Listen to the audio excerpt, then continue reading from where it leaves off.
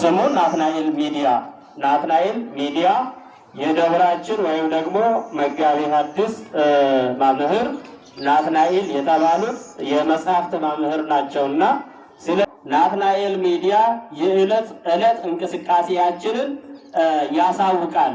ሲያሳውቅ ዓለም ነው የሚያየው። ሚዲያው በዩቱብ ደረጃ 28,010 ሰው ተከታይ ያለው ማለት ነው። ስንት አልኳችሁ?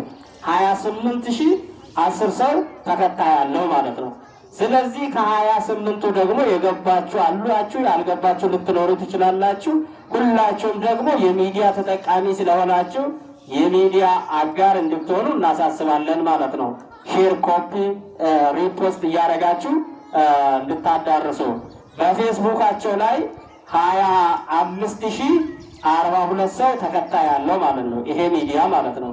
ስለዚህ በቲክቶክ አካውንቱ 5,000 ሰው ተከታይ ያለው ማለት ነው። እና ስለዚህ 5,000 ሰው እኔ 5,001 ሰው ገብቻለሁ ማለት ነው። ዛሬ ነው ናትናኤል ሚዲያ የደብራችን ወይም ደግሞ መጋቤ ሐዲስ መምህር ናትናኤል የተባሉት የመጽሐፍት መምህር ናቸውና ስለዚህ በዚህ ሚዲያ የሚተላለፈው ምንም አይነት ግላዊ ጉዳዮች አይተላለፉም። ስለ ቤተ ክርስቲያንና ስለ ቤተ ክርስቲያን ጉዳይ ብቻ ነው የሚተላለፈው። የዕለታዊ የሆኑት መጽሐፍ ቅዱሳዊ ትምህርቶች፣ ዕለታዊ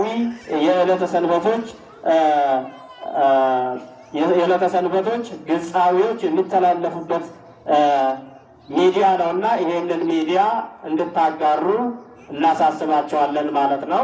ሚዲያው ተገዶም አይደለም፣ በራሱ ፍላጎት የትሩፋት አገልግሎት እንደማለት ነው። የበጎ አድራጊ እንደማለት ነው። ዛሬ 100,000 ብር እንደምንሰጠው እሳቸውም ደግሞ ይሄንን አቅደው በሚዲያ ደግሞ የተሻለ አገልግሎት ማገለግል ምን አለበት በሚለው ነው።